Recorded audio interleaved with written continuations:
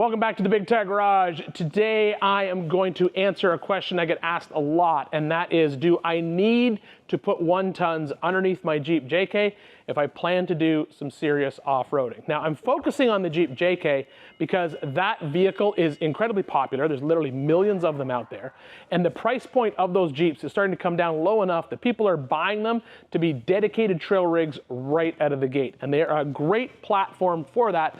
There are just some inherent weak links. I've already talked about what I consider to be a great upgrade for the JK, that you don't want a 1-ton swap for the rear axle. I'll put a link to that video somewhere up here. But today I'm going to take you through the process of upgrading probably the biggest weak link in the Jeep JK, and that is the front axle. Now, this is a series of upgrades that you can do all at once, like I'm doing here, or you could invest in that front axle over time, just doing them one at a time. We'll talk about that as we go. But as always inside the Big Tire Garage, before we start working, we always grab a cup of coffee.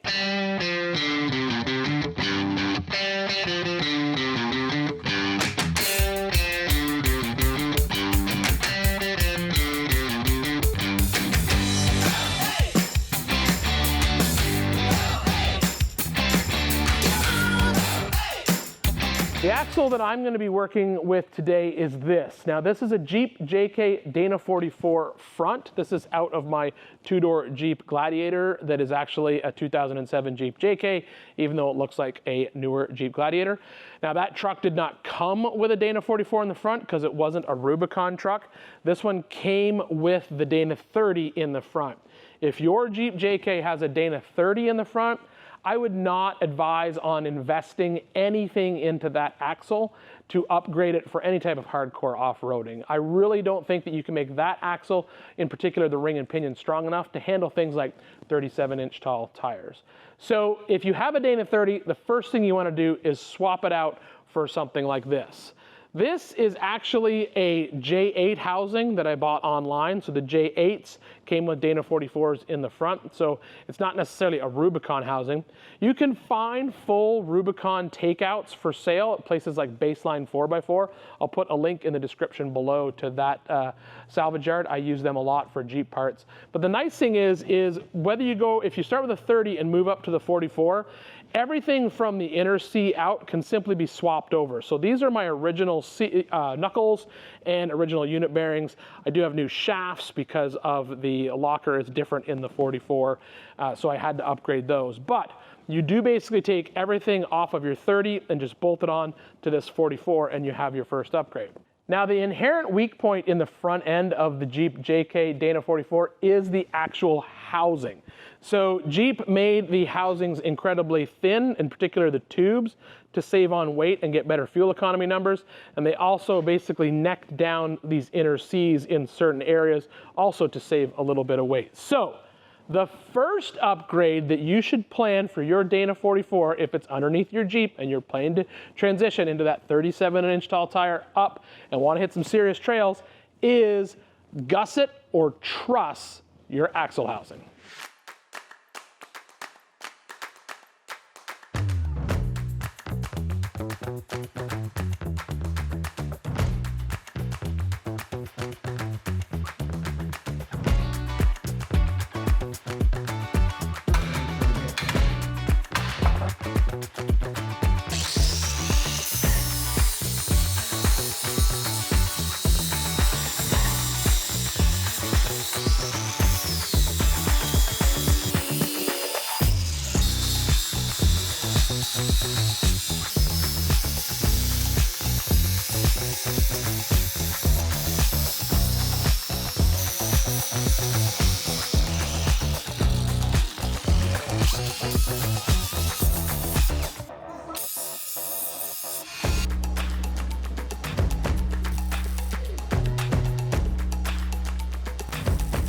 First upgrade I'm going to do to this axle is truss it. Now, this is a JK Dana 44 axle truss kit from TMR Customs. Now, this is specifically designed for the Jeep JK. It's laser cut out of 1/4-inch steel, and it all keys together, and it's designed with an incredibly low profile so it doesn't limit any suspension up travel.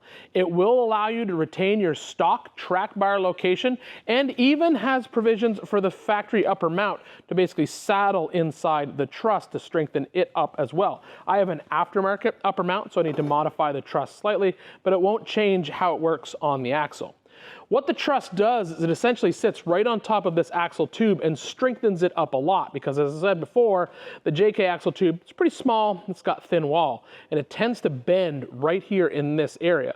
So by adding the truss and basically welding it to the center section, the tube, and the spring bucket, what it will do is it will prevent that axle from bending, because in order for that tube to bend, you actually have to bend this truss, and not only bend this upper plate, but you'd have to bend these side plates that are actually on their vertical axis, making it incredibly strong. Doesn't add a lot of weight, but adds a lot of strength. And the best part is you don't need to remove the axle to install this truss. I basically pulled the axle out just to make it easier to show you on video. So next step, we're gonna weld it in. Spend some time fitting your axle truss to the axle. There is some differences in the JKs between the axle housings and the casting along with the tube. So just make sure it all fits good. You may have to grind a little bit on the axle and a little bit on the truss, but make sure there's no huge gaps and the truss is nested down completely over the axle. You want to limit your heat input into the axle while you're doing this. So I'm just going to weld one section. I'm going to stop, take a break, let it cool, move around to the other side of the axle and weld another one of these sections of the truss and just let it cool. And I'll just take my time, ensuring that I don't put a lot of heat into the axle in one shot. With our TMR truss in place, now we've dealt with the center part of the axle housing. It should be good and strong.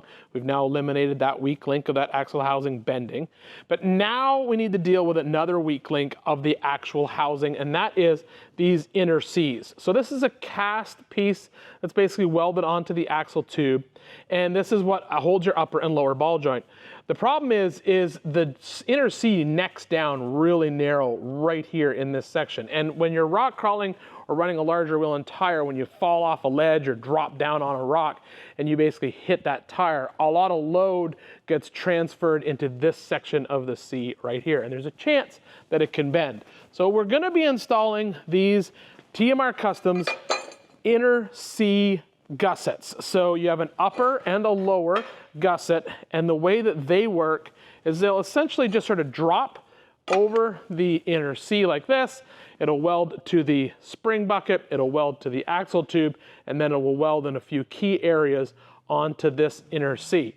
Now when you're doing this, you want to pay attention. You don't want to put a lot of heat into this inner C, because there is a chance that you can actually damage that ball joint. I'm not worried about that, because I'm going to be replacing the ball joints in this axle, because we're going to upgrade those to remove another weak link in the system. So I'm going to weld it all together with the knuckle in place to just help prevent any possible deformation of that inner C when we put heat into it. But if I damage the ball joints, if I boil the grease out of it, I'm not really concerned. But if you were doing this on your axle at home, this would be a great time to replace your ball joints after you install these inner Cs. Once again, you don't need to remove the axle to install these. You can do it on the vehicle. But if you're going to do this yourself, yes, this would be when you want to replace those ball joints, upper and lower, and I'm going to show you a great option for that next.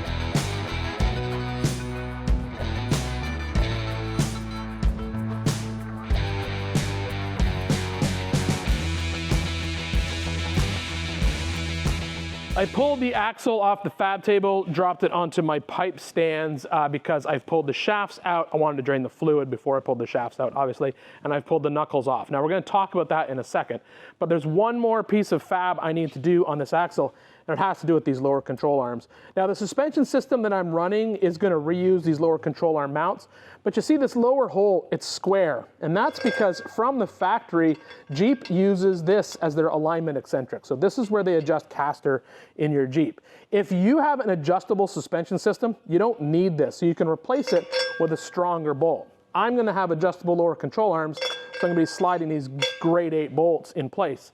The problem is I've literally just put a round peg in a square hole, and now that bolt's going to move back and forth like this as I use the Jeep. It's going to make an annoying noise, but more importantly, what it's also going to do, it's also going to cause elongation of this square hole over time and possibly a failure point in the system. So I'm going to put these little captured nut plates. Now TMR Customs sells these captured nut plates in a bunch of different popular sizes. It's going to do two things. It's going to act as a weld washer or a tear out tab. It's going to prevent that bolt from moving back and forth, elongating that hole. And more importantly, it's also going to prevent the bolt from loosening off, because as the suspension cycles up and down, there's a tendency for these bolts to basically turn in this housing, and it will eventually loosen the nut off. But because we captured the head of the bolt right here and tightened the nut on the other side, there's less chance that that bolt's going to be able to loosen off because it really just can't turn. The other nice thing is it allows you to nut and bolt your suspension with just one wrench. You can just run around and check everything. And you can also paint mark this, and then you'll know if it ever becomes loose.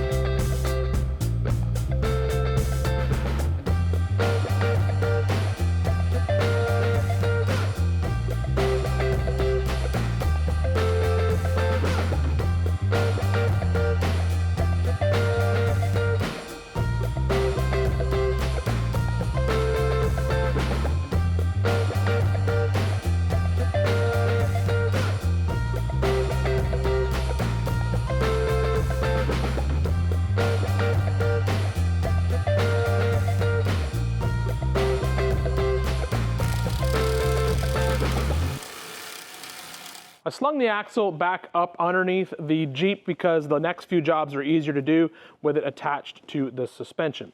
Now the first one is the ball joints. Now you want to upgrade the ball joints in your JK for a couple of reasons. The first one is because they might be worn out. But if they're not worn out, the factory ball joints actually get a bad rap, And it's not really fair that they get the bad rap that they do, because there's really nothing wrong with the ball joint.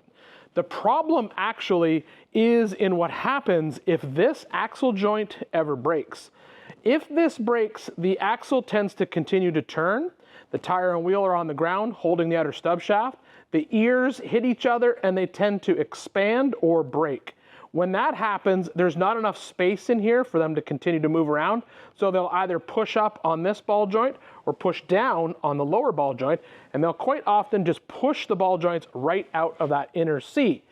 What then happens is the knuckle becomes unattached from the inner C and it can break. So that is why the ball joints get a bad rap. The real reason that the ball joints aren't that good is because of the actual inner C, not the ball joint.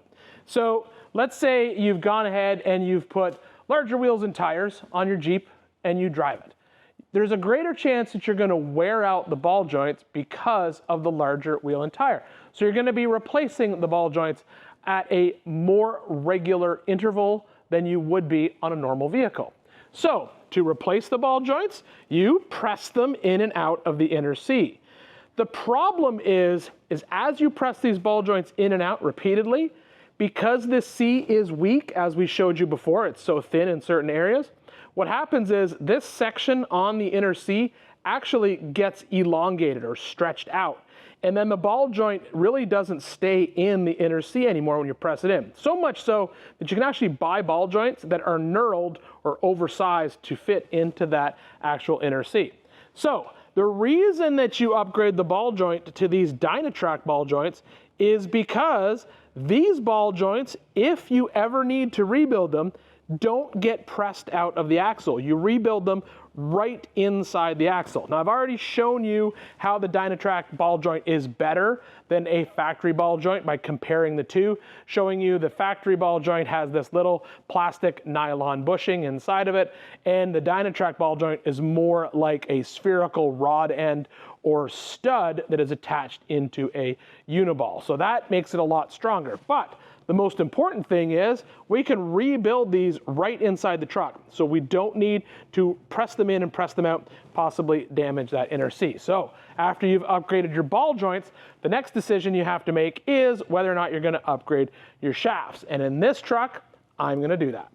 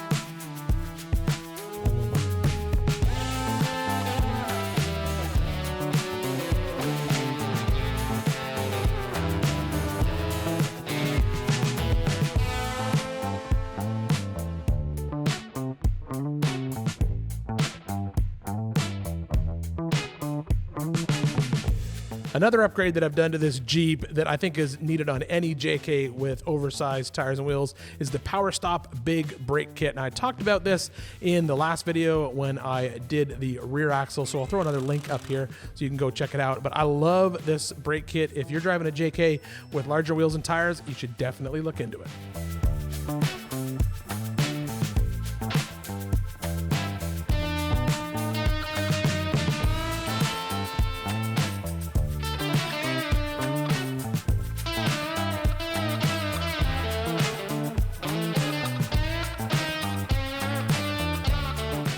If you plan to run 40-inch tall tires on your JK front Dana 44, you need to upgrade to a set of RCV axle shafts. The RCVs use constant velocity technology inside the axle joint, opposed to the traditional U-joints. Now, U-joints are fine, but what happens is when that U-joint is turned and you're driving, it actually oscillates. It's not a smooth transition of power because it only has 4 points of contact inside that axle shaft. The RCV has 6 points of contact, so it basically removes that oscillation effect from inside the axle. Now, what does that mean when you're off-roading? Well, that means if you've ever seen a vehicle out on the trail and the tires start to spin and the front axle starts to bounce a lot, that is that oscillation of that U-joint transmitting itself back through the drivetrain of the vehicle and causing it to bounce. And if you want to break axle shafts, just keep doing that. Just keep bouncing the vehicle up and down on your obstacles, and you're going to break parts because that's what causes parts to break. The RCV axles are warranted for life for up to a 40-inch tall tire. So yes, it is a serious investment on the front end, but so is everything else that we're doing to this axle. This is not a cheap axle build. This is an axle build designed to be able to handle larger wheels and tires and serious off-roading. So this is a case of buy once, cry once. The final upgrade that we're going to do to this front axle is a set of heavy-duty knuckles from Reed Racing. Now, these are 100% bolt-on factory replacement knuckles for the JK, and they're better in a bunch of different ways. Not only is the metallurgy superior in this knuckle than the factory knuckle, it is also beefed up in some key areas with some extra ribbing to add some extra strength to prevent the knuckle from breaking in cases like I described before. But more importantly, if you look at the knuckle right from the top, you can see that the steering arm on the factory knuckle is a lot lower than the steering arm on the Reed Racing knuckle. So it raises your tie rod up as far as it can on the front axle to give you more ground clearance. It also makes a change to this little arm right here. Now, this is the attachment point on the knuckle for the drag link that comes down from the steering gear, and from the factory on the JK, the drag link actually goes in from the bottom. With the Reed Racing knuckle, it does what's called a drag link flip, so now the drag link comes in from the top. So that allows more articulation on that front axle. Now, this is, as I said before, a great upgrade for any Jeep JK, and when you combine all of the upgrades that we've done to this axle, there is no question that your axle is going to be able to handle those 40-inch tall tires and some serious off-roading.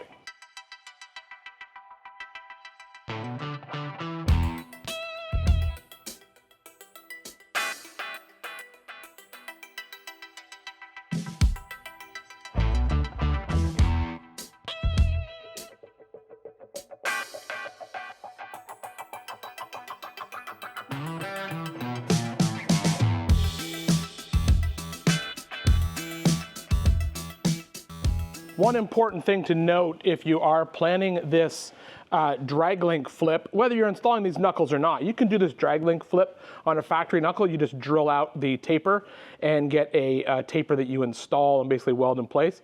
But if you are doing this drag link flip and you have aftermarket steering already installed on your Jeep, like I do, this is the RPM steering and suspension heavy duty steering kit. They use offset tie rods, so you can see there's this angle here.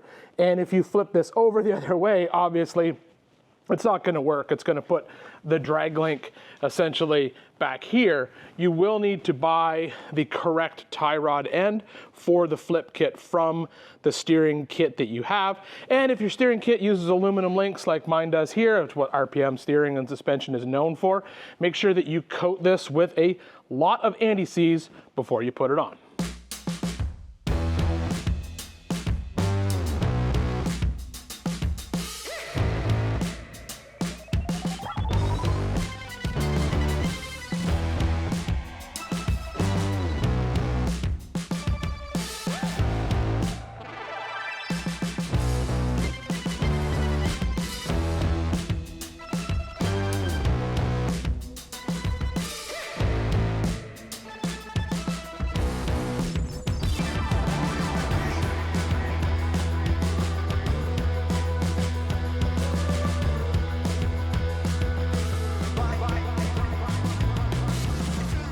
And with that, our ultimate JK Dana 44 is done. If you follow these upgrades on your JK, I can confidently tell you from years of experience that you should easily be able to handle 40-inch tall tires and some serious off-roading if you keep your head on your shoulders. Now remember, every part has its day. This is not an indestructible axle. This isn't something you're gonna throw in a rock bouncer. But on a Jeep JK, if you don't wanna have to buy new tires or new wheels, this is a great set of upgrades for that front JK Dana 44. One last tip when you do a job like this, don't throw the parts out, keep them, and then get yourself one of these heavy-duty Rubbermaid totes. And then you can just go ahead and put all the spare parts inside the tote that you took off your truck. And that way, when you go out on the trail, you simply have to grab one tote that's full of all the spare parts for a Jeep JK. And if you have a problem, or if somebody in your group has the same Jeep and they have a problem, you know where all the parts are. I started doing this years ago for each one of my rigs. I build out the tubs specifically for what each vehicle has in it. So I have a tub full of basically parts for my buggies and all my race car stuff. That's full of extra Spider Tracks parts and Heim joints. And that goes out if I take my Bomber out or my LJ out. Then I have a tub that's basically full of LS spare parts. That goes out whenever I take a rig that has an LS under the hood. One for the Hemi, one for the diesel. It basically breaks up all your parts into vehicle-specific, basically, tubs that you can take out when you go four-wheel. This makes your life a lot easier when you're out on the trail. But there you go. Right now, front axle is completely rebuilt in my two-door Jeep JK/Gladiator. We'll take it for a test drive, and we'll call this job done.